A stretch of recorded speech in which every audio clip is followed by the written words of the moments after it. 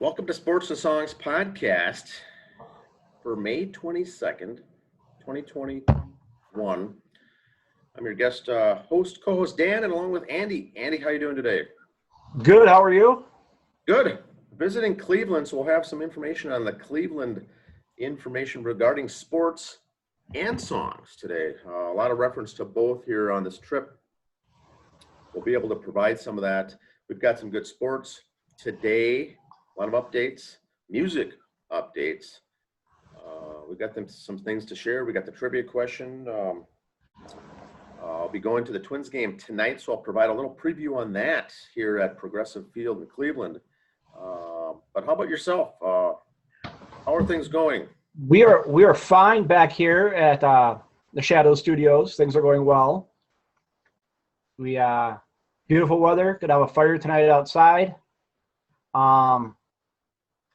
Girls are out doing some stuff right now. Got some honey-do lists planned for the nice weather here, but be relaxing with some adult beverages by the fire tonight. Awesome. Well, that sounds great. So have you ever been to the Rock and Roll Hall of Fame and Museum in Cleveland? No. Lisa and Abby went a couple 3 years ago with Girl Scouts as they drove to D.C. They stopped there, and as we were watching the Twins last night, they showed pictures from Cleveland. They're like, "We've been there. When they showed the word Cleveland outside, kind of like our spoon we have here in Minnesota. We've been there, and they show the Rock and Roll Hall of Fame. We've been there. How long did it take them to go through that museum? Just ballpark. They were there for the day, so I don't know if they saw the whole thing. Okay. I know that with other people, they all kind of went their own different genres and ways to look at different stuff. They didn't stay as a group. It's interesting. We got through it in really an hour, the entire thing. You know, we skipped through the stuff that didn't interest me, and then spent some time on some good information. So it was beneficial to go. I was glad I went. It's not something you have to spend a whole day. It is Cleveland, so they call it the home of rock and roll. But you and I are more hard rock. Metal guys, hair band guys, and there's not much there. There's a lot of 50s, got a Motown, a lot of 60s, a lot of Beatles kind of things, but I skipped through some of that. I'm going to do a midweek show on Wednesday with some of the photos that I took and maybe do a 10-minute podcast and some of those images. You're allowed to bring cameras in, no video, no flash photography. So I got some good photos of things that relate to us and the things that we like here for the listeners on the show. But we got through the whole thing in an hour. It was pretty good. The reason they named Cleveland as the birthplace of rock and roll is that a local disc jockey on the air referred to the music that was popular at the time as rock and roll, and that was never said. Was never said before. So that phrase terminology took off, and so they call it the birthplace of rock and roll. But later in the show, we'll talk about another birthplace of another city that could be called the birthplace of hard rock. But we'll get to that later. All right.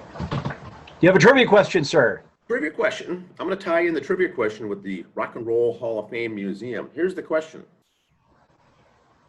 Of all the inductions and all the inductees into the Rock and Roll Hall of Fame, there's only one person that has been inducted 3 times.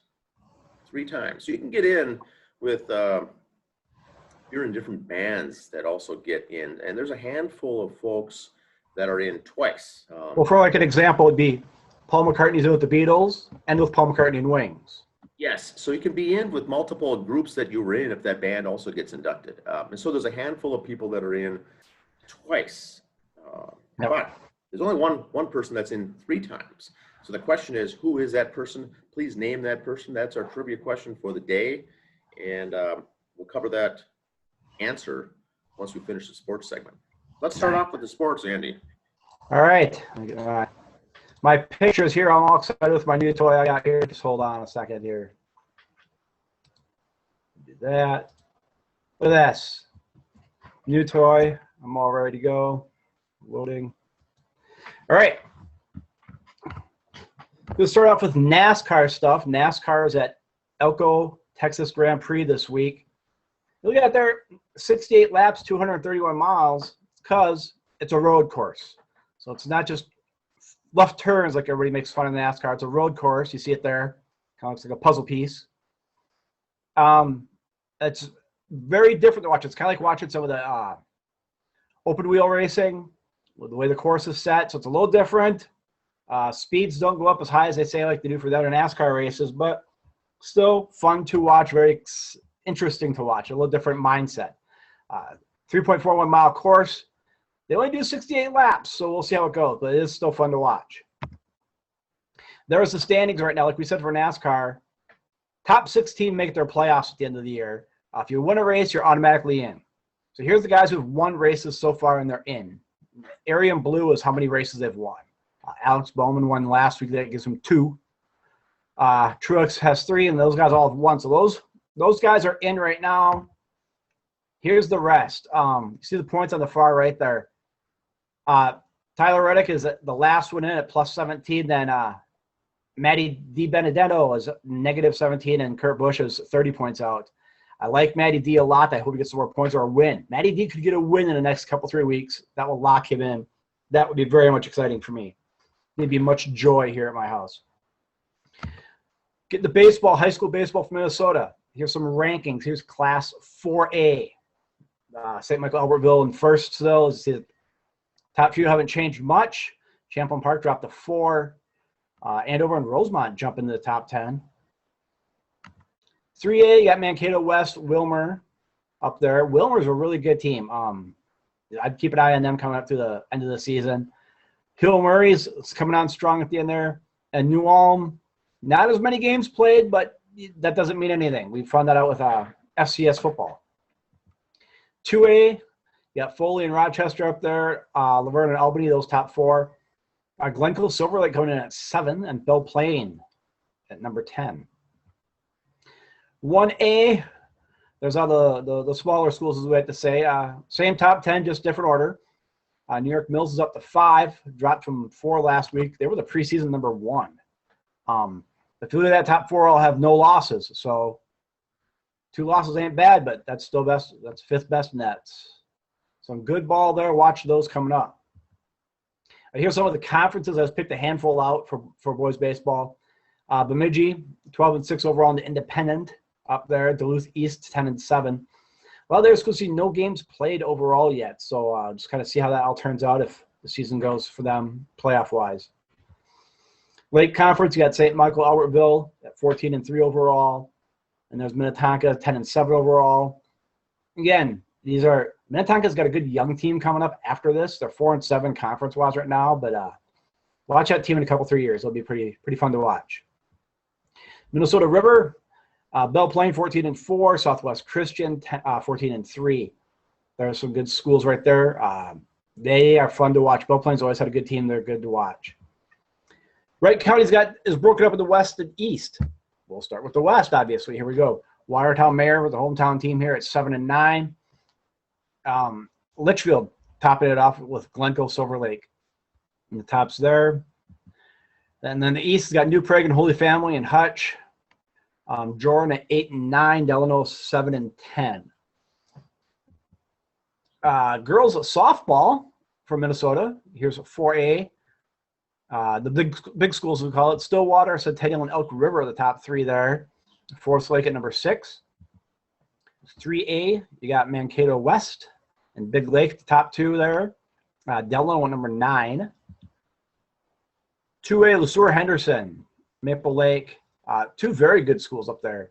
Annandale's up at 5. To me, they're better than that. So keep an eye on Annandale as they play for coming through. Yeah, I got a good team there.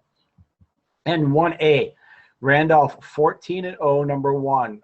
Just plucking right on through, doing their thing. Southwest Minnesota Christian at number 4. And Lacapara Valley at 8.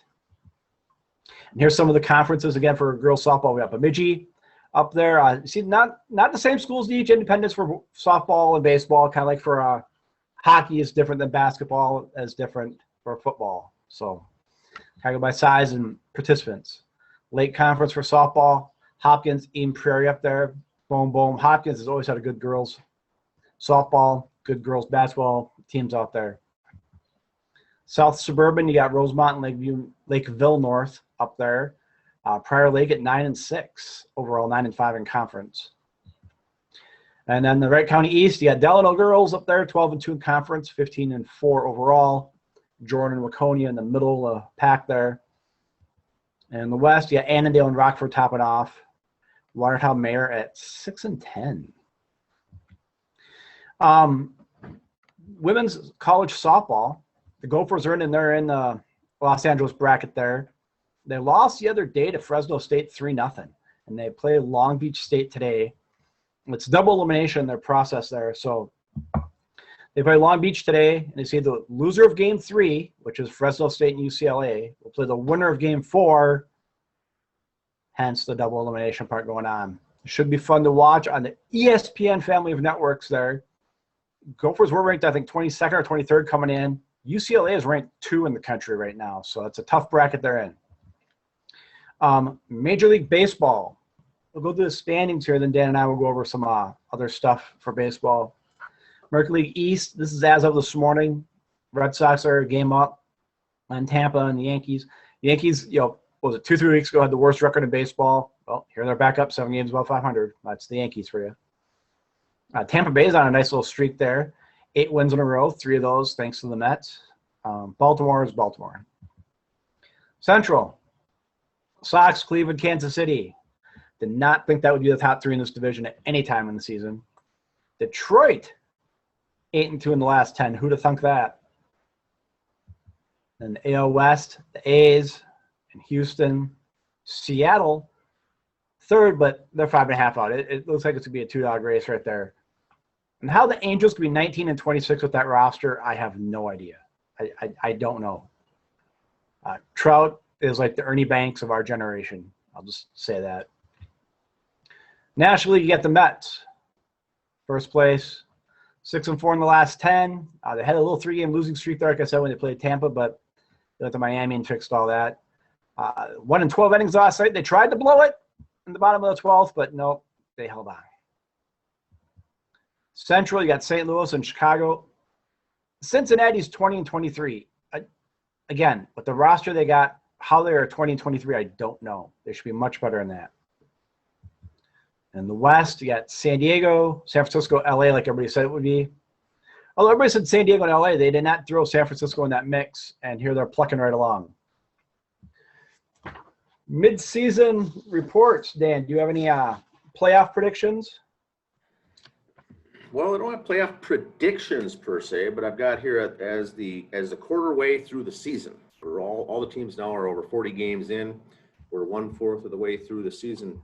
If the season was to end today, the playoffs, the American League, you'd have the Red Sox as a division winner, the White Sox division winner, and Oakland A's.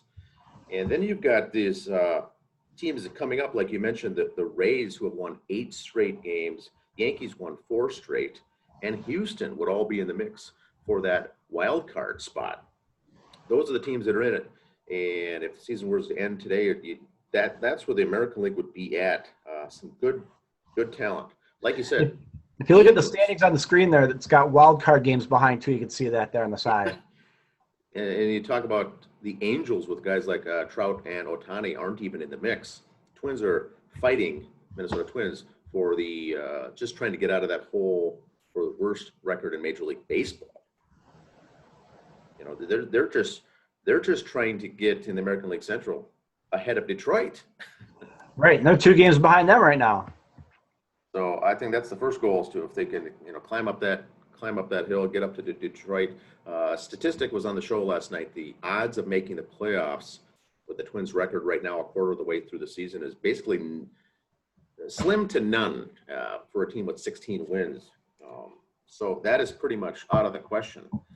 But you get teams like the Yankees and the Rays there who have come on hot. It shows what you can do in a little bit of time for a team that reels off 5, 8, 10 wins in a row. You could jump some others in a hurry. Let's go to the National League. Well, just go back to what you said there. Look at the Oakland A's. 27-19. You take out that 12, 13-game winning streak at the beginning of the year, they're below 500. Correct. And that's what we've always said. You put together 10 or 11 in a row, you win the division. And that's what it takes. You try to play 500 ball, try to rattle off a winning streak during the season. You should be in contention to win your division. That's all it takes. The key is to avoid that 10-game losing streak or 8-game losing streak in the season. And the Twins have already put together a couple of those streaks, which is tough to overcome. But if you can avoid the big losing streak, play 500 ball, and put together a winning streak of about 10 games once during the season, you should be – that's all it takes in Major League Baseball to be a possible division champ or a wild card. Now, in the National League, we've got the Mets, toughest division in baseball, one could argue, the NL East. Mets are up there. They would be the champion of the division as of right now. Cardinals in the other division. And then we get the West. Yep, there they are. Padres and Giants right now tied in the West for the championship. You know, all the press was on the Padres coming into the season. Not much was mentioned about the Giants. Now they find themselves leading the division. In fact, this NL West are the best teams in the entire National League. Well, you look at the Giants coming the season. Buster Posey, the catcher, goes down to part-time. They get rid of Baumgartner. They're kind of – I didn't want to say they blew everything up and were rebuilding, but they were slowly rebuilding. And here they're 28-17 first place. And then you see the Dodgers also predicted to be up there. Are essentially fighting for a wild card spot right now. Now, once again, the season's only a quarter old, but the teams in the NL West are the teams to watch, and the others, like I said, is the Mets, and the Cardinals. So right now, if the season was to end, that's where we would be at in playoff world right now. Cincinnati wouldn't even make it. You know, they got Castellanos, Soto. They got a bunch of guys. Milwaukee was leading that division for much of the first quarter of the season, and now they find themselves third place, 4 games back. But it's going to be interesting. But you talk about Cincinnati Reds. I was looking at stuff the other day. Castellanos, Soto, all those other guys for the Reds. These guys had their quarter of the way of the season MVP predictions. There's like 2 or 3 guys for the Reds mentioned in the top 10 and a pitcher for Cy Young, and here they're 20-23. Yeah, another tough division. All those games are tough, and that's why those teams are all bunched up right around the 500 mark. Yep. But that's all I've got for the. They're 5 games or 4.5 back. They're not out of it by any chance, but correct. 3 games below 500, and but it's a tough division. So all those games that you're playing against your division rivals all matter. So we got 3 quarters of the season to go here after this episode here today, and first quarter of the season's in the books. Now. I know you're going to get to this later, Andy, but we got to make sure not to forget the fact that we're quarter of the way through the season and there's been 6 no-hitters in Major League Baseball. 6. And some could argue 7. 7. We just had 2 this last week. I mean, we get Corey Kluber throwing on for the Yankees. Yeah. Spencer Turnbull for the Tigers. And we're seeing no-hitters here throwing, 2 in a 48-hour period, essentially. Yep. But we can touch on that later on. You can continue with your sports, Andy. Yeah, I got some Mets news. As we saw earlier this week, Kevin Pillar took a 94-mile-an-hour fastball to the nose, shattered a bunch of bones in his nose. You have an image of that, Andy. Right there's his post-game interview right there. 94 miles an hour to the face. He said he had some swelling in the one eye, and he had surgery yesterday. I don't want to say anything after surgery. I'm going to wait a couple days to see what the swelling does because they don't know either after all that surgery. You got so many little bones in your face there. But here's a little stat. He spent 36 seconds on the ground after getting a fastball to the face. Poor little Precious LeBron got poked in the eye, spent over a minute on the ground. NBA players are like soccer players. They're the worst floppers in the league, in the world. That's why I can't stand the NBA anymore. You look at him wrong, he falls down. This guy takes one almost 100 miles an hour in the face and is back up in 36 seconds. LeBron gets poked in the eyes down over a minute. Was it 10 years ago? Paul Pierce had to be carried off in a wheelchair, came back out 5 minutes later to play. Stop with the drama, NBA. You're just too much. But, yeah, Kevin Pillar, he's technically listed on the 10-day DL. That's all formality stuff because we only have so many guys on the 60 and 10 and all that other stuff. So I think they want to wait until the surgery goes, what's all done. Is it going to change the way he plays in the box, being aggressive? I don't know. There's been a lot of quotes about guys getting hit and thrown at lately. We'll get to that in a little bit here, but just the best for him coming back. He seemed all right afterwards. He seems okay. He's not looking for vengeance or revenge or anything like that. It is what it is. He's okay with it. DeGrom did have to do some times in the minor for a rehab. He went down to A-ball for St. Lucie Mets, and the team that played Palm Beach, they had a little fun with the tweet afterwards. DeGrom went down there, throwing 102 miles an hour, sent help.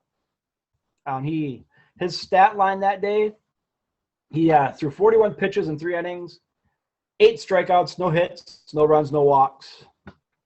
But it was A-ball. There's the picture they used for his graphics on the site. If you go to the St. Lucie Mets site, that's his picture still. They have listed down there, back when he had hair. And he wore number 11 in that start because of a player named Sammy Tavares, who pitches down there, wears DeGrom's number. And in one game, he's had 2 innings pitched, 4 Ks, so he's doing okay. So Jacob let him have the number. He pitched against a guy named John Beller, who put this on. DeGrom's his hero. So he got to pitch against his hero last night. So that was pretty cool. He was impressed with that. So that's always kind of fun. Another issue with the Mets right now at AAA, they've had a couple guys come down with COVID, and they've had a lot of players, like Dan and I were saying earlier before the show. Of the 9 starters on the Mets opening day roster, counting DeGrom, 2 are still active. The rest are on the IL. So they've had a lot of guys going up and down. They had a couple cases of COVID down there at AAA, which is kind of bad because the Mets don't have 40 games in yet this year because they missed so many at the beginning of the season. And the big league club, the Mets, have not reached the 85% vaccinated threshold yet that Major League Baseball has set forward. So we're hoping things go well, that they get through this, get everybody their shots, and get everything squared away. I hope they don't lose any more games because it's going to be a tough one coming up. But DeGrom did okay in his rehab start. He should be fine coming back. I'm not worried about it. I don't think anyone should be worried about it. But talking about how Pilar took one off the face the other day gets me to my soapbox. There was an issue in the Twins game last week, too, where Twins were down so bad they put in a position player to pitch, which that bothers me, too, right there. But Mercedes hit a home run on a 3-0 pitch when they were up 15-4. Here's just some tweets that were out about that and some quotes. Twins broadcaster Roy Smalley didn't like it. Roy Smalley's old school. Lance Lynn, a player, said last night there is no rules. When a position player pitching, Tony Lewis said, hey, they want to talk about him in the office. So there's a little kind of finally coming out. Here's Tony La Russa, a very old school manager, coming back. With all these young kids, how are these two theories of baseball going to collide? And they are. La Russa said he had no problem with it. Then he had to come back later and say his player was wrong. He had to apologize. Big mess. Here he says, I have no problem with the way the Twins handled it. Because what happened is the next day, Tyler Duffy threw behind this batter, hit him in the butt, and the ump threw him and Rocco Bardelli. Rocco had to serve a game suspension. Tyler Duffy had to sit out 3 games, which a 3-game suspension for a relief pitcher is nothing. That he probably pitches once every 3-4 days anyway. Big deal, And Rocco sat out his 1-game suspension yesterday as game 2 of a doubleheader. He was already there. He didn't really hurt him that much. And how can a second game of a doubleheader, which is only 7 innings, count towards your suspension, but if you throw a no-hitter in 7 innings, it doesn't count? Anyway, I'll get to that later. Trevor Bauer of formerly the Reds, now the Dodgers. Dear hitters, if you hit a 3-0 homer off me, I will not consider it a crime. Dear people who are still mad about a hitter hitting, kindly get out of the game.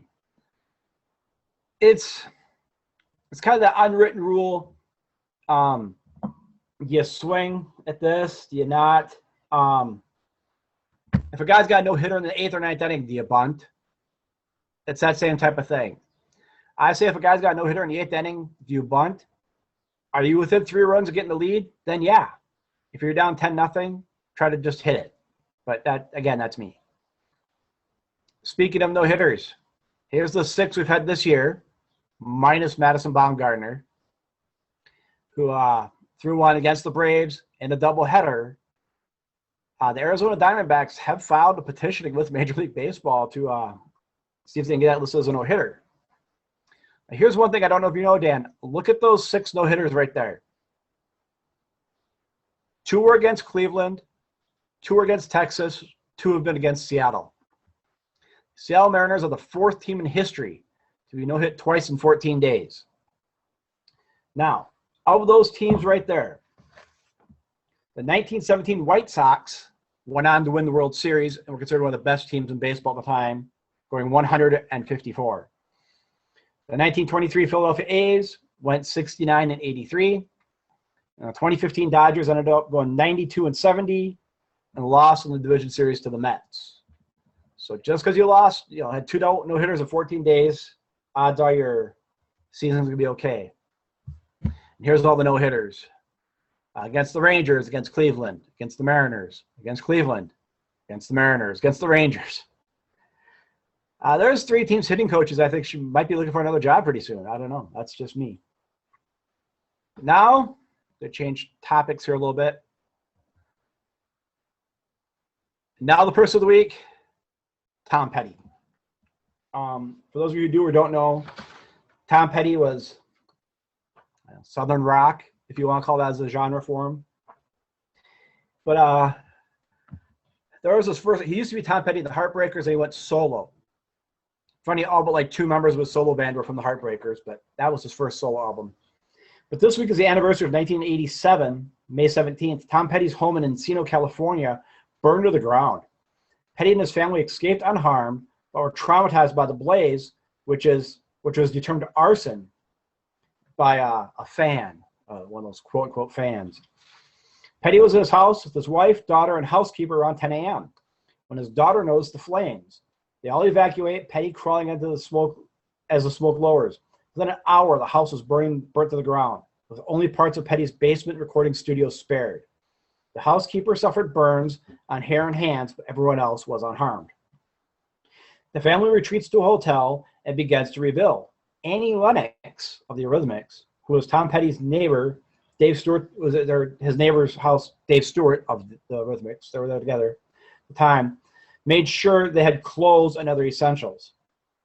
Police determined that the fire was caused deliberately with a clear-cut evidence of arson. This sobering news torments Petty, who has to deal with the fact that someone tried to kill him and his family.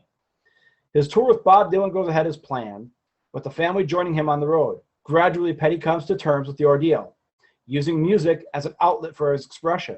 His 1989 album, Full Moon Fever, includes the song I Won't Back Down, where he sings, I will keep this world from dragging me down, standing my ground. And that he does just like that, rebuilding his house. So that I Won't Back Down song of his was basically because of this house burning down. Really changed his life, really shook him up a lot. And the day they recorded that song, I Won't Back Down at the studio, Jeff Lynne and George Harrison were there, of the Traveling Wilburys fame with him. And George Harrison gave him some insights on the song, changed a few lyrics that day. And what happened is Tom Petty had a real bad sinus issue that day recording the song. George Harrison had a home remedy to take care of it. Now, it's not a typical Beatles home remedy like you think of. It was he went and got some like ginger root or something and boiled it and had Tom Petty put his face over the steam and cleared it up. Tom Petty sang. I love Tom Petty's music. He's like Bob Dylan, though. It's a little nasally, so I don't know if you could really clear that up, if you'd want to mess with that sound. But so inside to Tom Petty's Full Moon Fever, the song I Won't Back Down, which has been played by numerous groups. I think Donald Trump tried to use it in his campaigning until Tom Petty said, no, you don't. Other people tried to use it for commercials and that. But Tom Petty, we did lose him a few years ago of a drug overdose. Tom Petty was I'd call him Southern rock, if you will, for a genre, but that's 1987 anniversary, if you will, of his house burning down and this album coming out 2 years later with the song I Won't Back Down as a tribute to it. Before I wrap up my stuff, got some concerts coming. Here. Heartless and Mad Company, a tribute to Bad Company, we'll be playing coming up here. Follow our Facebook page to see those dates and other fun things of where they're all going to be at. Delano area, their River Street Jam, Saturday, June 2nd, downtown Delano. Rumored Shaw Brothers to be playing down there.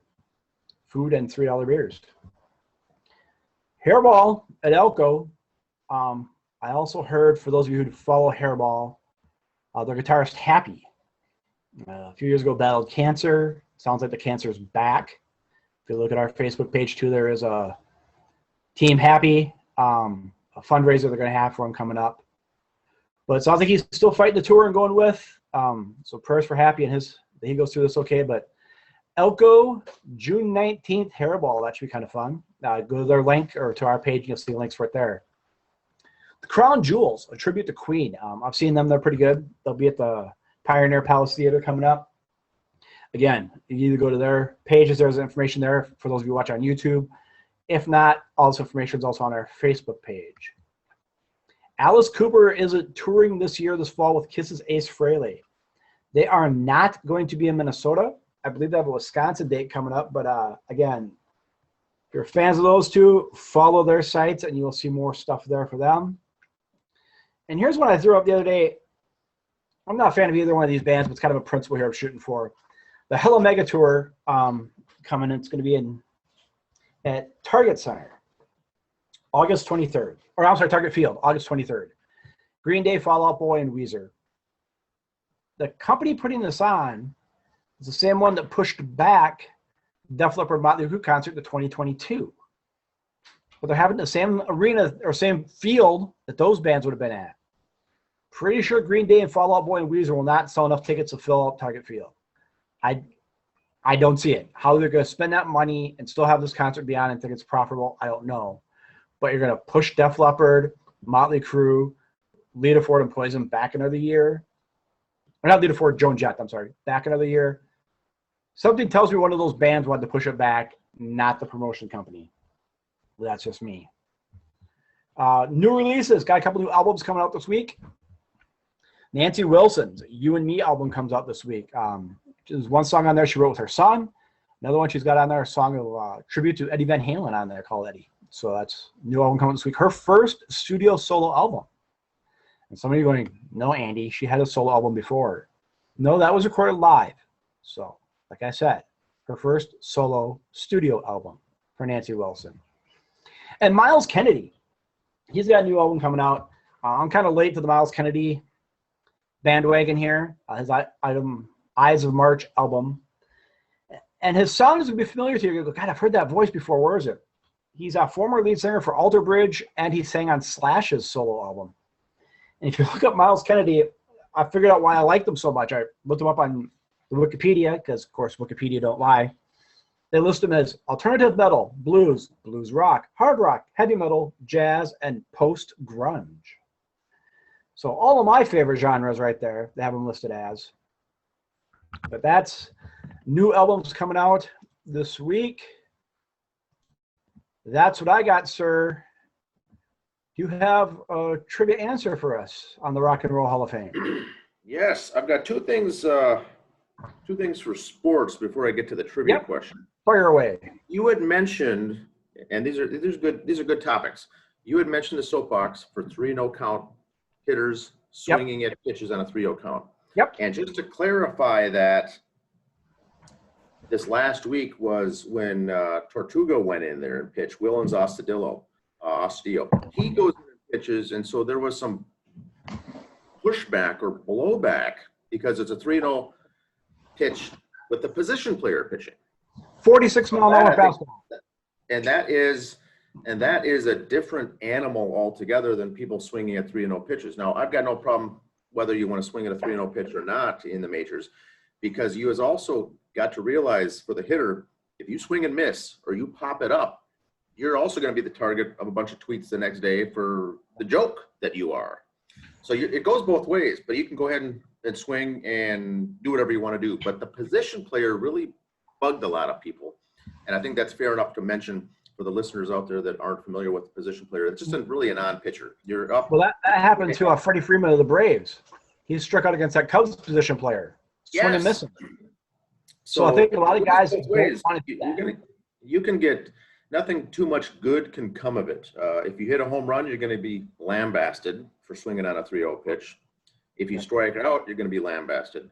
Not much can come of it. But if you're looking at stats, I know the shortened season last year, Fernando Tatis Jr. swung bases loaded 3-0, Yep. grand slam. Well, helps his stats. Resigns for a major multi-year contract because of all the RBIs and home runs that he had last year. Well, that's how they get paid. And you're getting paid to bring in the stats, to bring in the runs, hit the home runs. That's what you're paid to do. So you got to give it to him there. But boy, if you swing and miss, or you pop it up, or you foul off something like that, you will get ribbed in the dugout by your teammates. I think the fact that it was a home run hitter that hit it is the issue. If it would have been some guy who gets like 4 homers a year, it would have been, well, haha, and blowing off, no big deal. But when it's a home run hitter, MVP candidate who does it against a position player, that's like saying a senior dunked on an 8th grader in a basketball game. Big deal. You should. But, it's like the unwritten rules. You don't swing on 3-0. The reason that's an unwritten rule is because if you throw in 3 bad ones, he might throw a 4th bad one. That's why you don't swing. It's not that you don't swing to show him up. You don't swing because odds are he's going to miss again. Like I said before, if he's got a no-hitter in the 8th or 9th, do you bunt? If you're only down by 2 or 3, you're trying to get on pace to win the game. If you're down by 7 or 8, just do a regular swing it. You still want to try to break it up. You don't give him a no-hitter. If you're down by 7, there's 2 outs in the 9th, he might strike me out. I'd have no problem with that. But okay, here's the other thing. Excuse me. If they're going to change rules this year in baseball like last year, 7 innings for a doubleheader and this and that, high school sports have changed it where, like in basketball or hockey, if you're up by so much, the clock just continuously runs. There's no stoppage for out of bounds or stop and play. So how about this in baseball? If you're down by 7 or more in the 8th or 9th, the team that's down can throw in the white flag and just call the game. You want to speed the game up. You don't want a position player pitch for this to happen. Just throw in the flag. Say the 9th inning, not the 8th and 9th. 9th inning comes up, you just throw in the flag. Nope, we're done. We're not going to bother sending up 3 guys. Let's just call it a game. Now, yes, you're affecting stats for the reliever and the batters for getting their at-bats. Some might say, well, their big star was coming up and they didn't want him to get another 0 for 1 today, so that's why they threw it in. Well, you won 7 innings. You just cost how many guys at-bats for 2 more innings in a doubleheader? So same thing. You cost a reliever a shot at a save because he couldn't get in. So you're still affecting stats. Have the white flag rule. If that team wants to throw in the flag, let them. I'm writing the commissioner's office today. That sounded good. Don't matter. Anyway, by that point, you're bringing in subs. You're playing position guys out of position. Avoid injuries because that's – okay, seriously, look back at it. That's how Canseco hurt his elbow. Jose Canseco came in to pitch, hurt his elbow trying to show off pitching.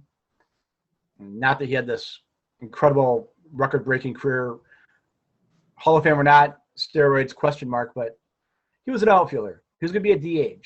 A sore elbow from throwing was not going to change his career. It didn't, in my opinion. It's not like he was a shortstop or third baseman who needed to throw. So with that said, I don't like position players pitching. I almost think it's kind of a embarrassment to the pitchers. Because why are you saying this guy is throwing 46 miles an hour? Why are we making a mockery of the game doing that? That's now Astudillo also was, he's throwing. He's also good as his fastball up to 71 miles an hour. right. So he was able to bring it up, bring it down, but nonetheless, you're still hitting the strike zone, which is good at a major league level as a position player. And that's his second appearance this year. Yeah, Kadire used to pitch in blowout games as well, and sometimes these position players will ask the coach to say, "You know what, we're up, coach. Can you let me throw an inning or two? I want to do it." How come the team in the lead never does that? So it's the team behind puts in the position players. You're up 15-2. Let your right fielder pitch for an inning. There you go. I'm a fan of that too. Now the other thing I was going to say is back to the no hitters. We have no hitters. We have 6 this season. One could argue 7 for 7 innings on a doubleheader. But we've got to reiterate how hard this is to do when you're facing major league batters, major league talent batters. You're not giving up in a single hit, single, double, home run, nothing for an entire Right. innings or 9 innings. How hard that is to do, facing the talent that you're going up against. You're telling me that there's not a single, not a bloop single in the entire game that happened, not something that got through not something to the gap. That is very hard to do. That is amazing. And whether it's a 7-inning game or not, for a major league pitcher to throw that against these major league hitters for a 7 innings, that's 21 outs without giving up a base hit is phenomenal, I think. Well, and the one guy, his should have been a perfect game, but it was a pass ball. Guy got the first base on a strike 3. Another rule: baseball is not concerned getting rid of that. And you look at the list of the 6 guys again: Musgrave, Rodon, Means, Miley, Turnbull, Kluber. Maybe Kluber at this rate, possible Hall of Fame, but none of these guys are Hall of Fame pitchers. You're not seeing DeGrom throwing them, Garrett Cole throwing them, Bauer throwing, Baumgartner's kind of, if you want to count that, but you're not seeing all the all-star Hall of Fame guys throwing the no-hitters. So it just shows you that, I don't want to say anyone could do it, but it just shows you that anyone can do it. At any given day, you can get a no-hitter. Look at those 6. It doesn't matter, like you said, the caliber either. Sometimes it's the no-names. Yep. And that's not a rip by saying they're no name, just saying you're not the star. You're not a marquee player, but on any given day, anything can happen because you're that good already, and it doesn't matter even if you have your best stuff. If the other team isn't hitting and they're off, or you get some bad calls here and there, no hitter could happen. You see Randy Dobnak, a guy, get called up for the Twins yesterday, and combines on a 5-hit shutout against a very good Indian team, and Dobnak was up and down from AAA. He was at AAA last week. I saw him pitching for the Saints last week. Yeah. Yes. It could happen. You never know who gets hot at a certain time, but that's what I got for sports today. Trivia answer. Yes. Music. Trivia answer. The question was, only one person, Rock and Roll Music Hall of Fame, has been nominated and inducted 3 times into the Hall of Fame? The answer, Eric Clapton. Slow hand. Eric Clapton Slowhand is in as a solo artist, got inducted for his, as a member of the Yardbirds that got inducted to the Hall of Fame, and the band Cream got in to the Hall of Fame. Eric Clapton, the only one who's been 3 times inducted into the Rock and Roll Hall of Fame. Like I said, a handful of others have gotten in twice, which is still rare, but not out of the question. But 3 times is phenomenal. That's the answer for this week. Eric Clapton, for those of you who got that one right. I know I did yesterday when you ran it by me. I typed it faster than you. Yeah, I was quite impressed with the response. Yes. I was busy typing the answer to Andy this week, the pre-production show, and he wrote back the answer. Pre-production meeting. Yes. I never knew that. That's very good stuff. Now, we're ready for the album review of the week? Fire away, sir. All right. This week, I'm going to share my screen here in a second. Album of the week, Detroit Stories by Alice Cooper. Alice Cooper's 21st solo album and 28th overall album. There it is, Detroit Stories. I'm going to reiterate that. His 21st solo album. Who does that? 28th overall. This was released in February of 2021, and the studio album crowned Billboard's top album sales chart, debuting at #1. Something Alice Cooper had never ever done. So what is he? He's 70 years old. Gets a #1 album out there. Anyway, the album length is 50 minutes, 28 seconds.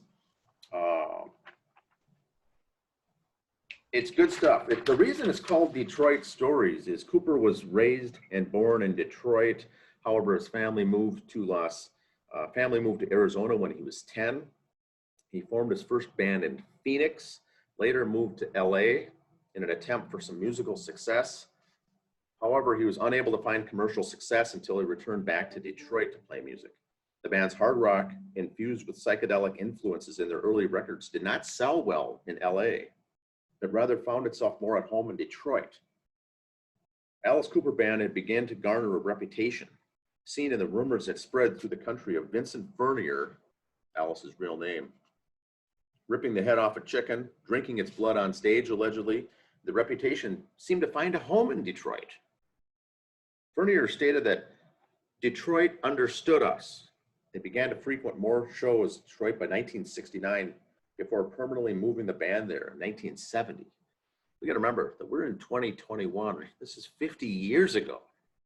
So the album lyrics on Detroit Stories are based on some of his experiences and life experiences that actually happened in Detroit, not over a 10, 20-year span, over a 50-year span. Cooper's specific brand of shock rock was birthed in Detroit with the theatrical and stage performances. Furnier would appear in front of audiences with the boa constrictor around him. The band would frequently perform in cross-dress and could perform a mock execution on Furnier during the show using the guillotine. So the shock rock really took place in Detroit, and people loved it. The Alice Cooper Band's hard rock and reaction for provoking grew out of Detroit, along with some famous rockers such as MC5 and the Stooges. As stated by Cooper, Detroit Stories is a record that attempts to take audiences back in time in Detroit, as he believes is the home of hard rock. You know, Ted Nugent had great success in Detroit. Kiss had great success in Detroit. And so Alice Cooper claims that the home of hard rock is actually Detroit. I would tend to agree with him. We said earlier in the show, Cleveland is the home of rock and roll. That's fair enough for rock and roll, but hard rock, really the home is Detroit, Michigan.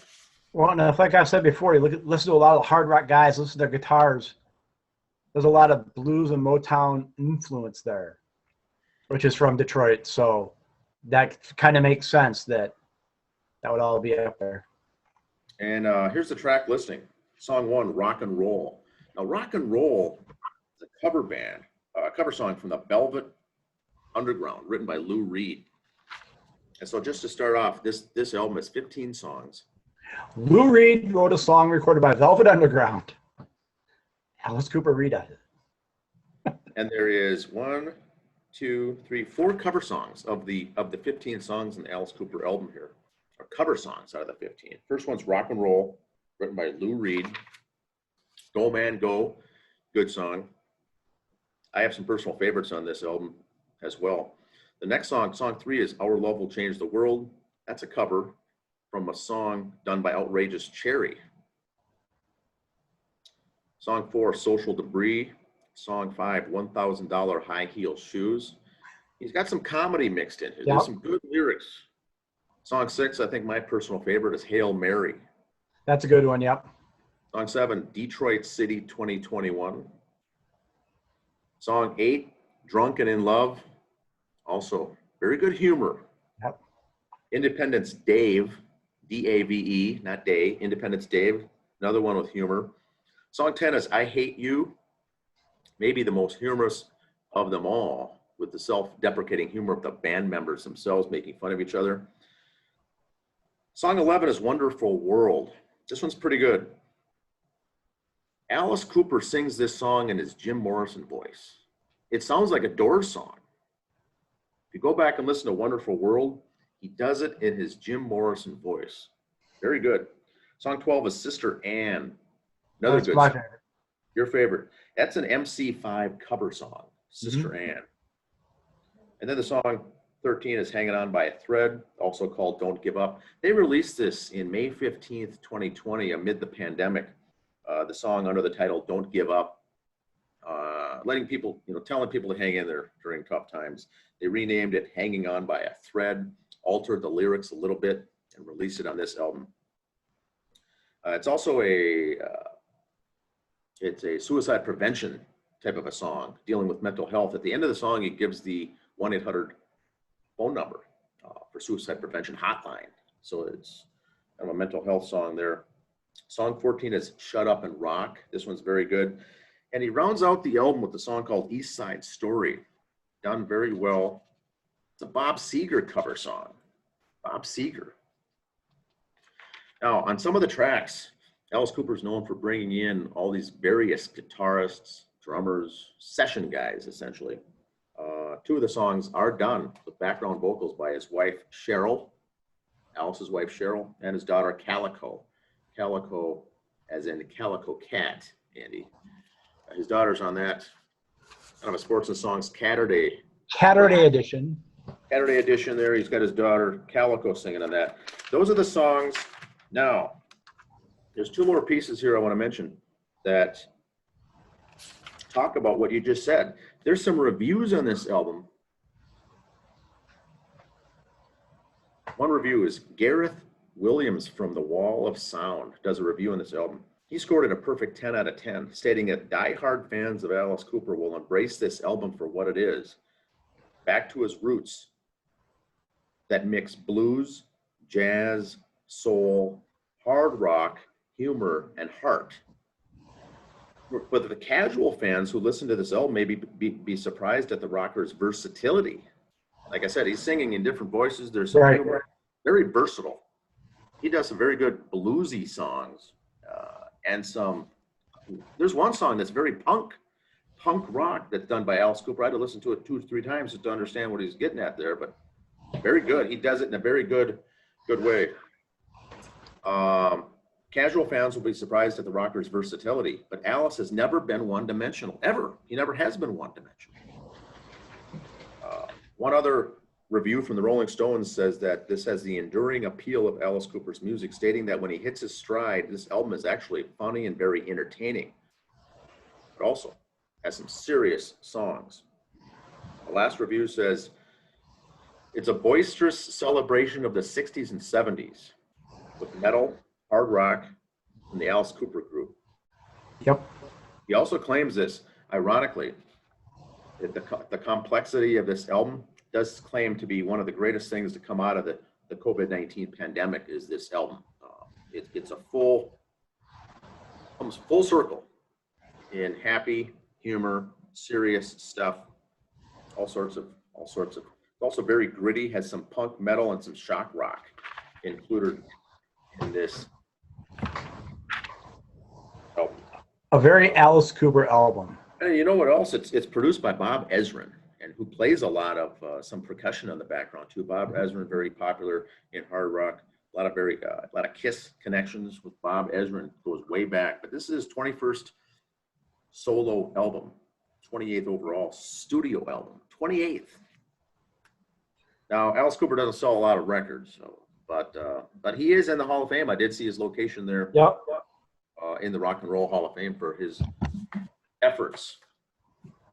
Well, Andy, today, Twins will be at Cleveland. I'm going to go into the game, Progressive Field, never been there before.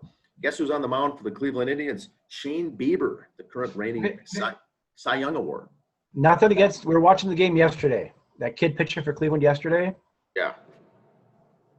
He looks like a cartoon character. McKenzie. Yeah. I mean, the way they draw, he's skinny, kind of looks like, Pascal Perez, that tall, skinny, and his hair was like a bob gone wrong. And I'm sure he's got great hair, but when he puts the hat on, it's all fluffed out. He looked like a cartoon character, like he should have been one of the Cosby Kids or something like that, He does. He does look like a cartoon character. He's already started, I think, 6-7 games this year for them, and he's a prospect, very young kid. Yeah. He's a good pitcher, don't get me wrong. Be good. He's good in the future. This guy will be good. In fact, he has a couple good innings, but Twins got to hold him. That 9-run inning they got in the 4th inning and put them up. Twins were ahead 10-0 in that game. Like I said, Dobnik pitched well, but Indians didn't have it. Twins seemed a lot of things go their way. Tonight will be a different story going up against Shane Bieber. It's going to be Kenta Maeda on the mound for the Twins in the 3 o'clock Central start at Progressive Field. Should be a good ball game. We've got seats down in the left field foul line area on purpose, Andy. Eddie Rosario is a left fielder for the Cleveland Indians for the listeners out there. Trade last year. Yep. And left fielder for the Twins will probably be maybe Trevor Larnach, maybe Kyle Garlick. I don't know, but looking forward to seeing Rosario, longtime favorite of mine personally. One thing about Twins Mets notes, if you will. One of the many Mets broadcast or podcasts I was listening to the other day. Saying about Mets are going to be in the buyer's market, start getting players. Garver for the Twins is a name that came up. is a possibility. Max, good hitter for the Twins, but Twins might be selling this year too. You never know. I don't know if the Twins will or not. They might say, hey, there's a bump on the road. We're not getting rid of anybody. Let's see what happens. We're going back next year. I think if the Twins get rid of anyone in the pennant stretch, it would be Nelson Cruz. So I don't see him coming back next year. Correct. I did actually read an article about the New York Yankees having an interest in Byron Buxton before the trade deadline. And so that's another one that Twins. Well, they already got our last center fielder we had. What's his name? Aaron Hicks. Yeah. Quit taking our center fielders, man. Maybe we can get Aaron Hicks back. Yeah, he's hitting number 3 in the 3-hole, I think, against for the Yankees, and we got rid of him because he couldn't perform. But he's been hitting in the top 200s, 280. He's gonna be a 280, 270, 290 hitter for the Yankees. Yeah. So he figured it out. He bulked up too. The guy's big, but we'll see what the Twins have here in the middle of the season when the trade deadline comes up. If anything, sellers, or if they just hold tight for next year. I say hold tight. Maybe someone like a Nelson Cruz, you could be a seller on him. Maybe Kenta Maeda, depending on where their contract statuses are for a lot of guys, you might see them going. But, we have depth at catching, so that Mitch Garver you talked about. Garver to the Mets could be a very good one. They'd be putting him in the outfield. But left-handed stick and City Field, you never know. A lot of those National League parks are good for left-handed hitters. So I'll report on that. I'll throw some images out on the Facebook page tonight when we're at the ballpark. This midweek show for this coming week, I'll do it on the Hall of Fame, and then we'll be back to normal episodes after that. All right. Sounds good. Have a good week, everyone. Please leave your comments below in the description section. Any requests also? Like, share, and subscribe. Facebook, YouTube, Twitter, Instagram, and anything else I forgot. All right. Thanks. Have a good week. Yeah.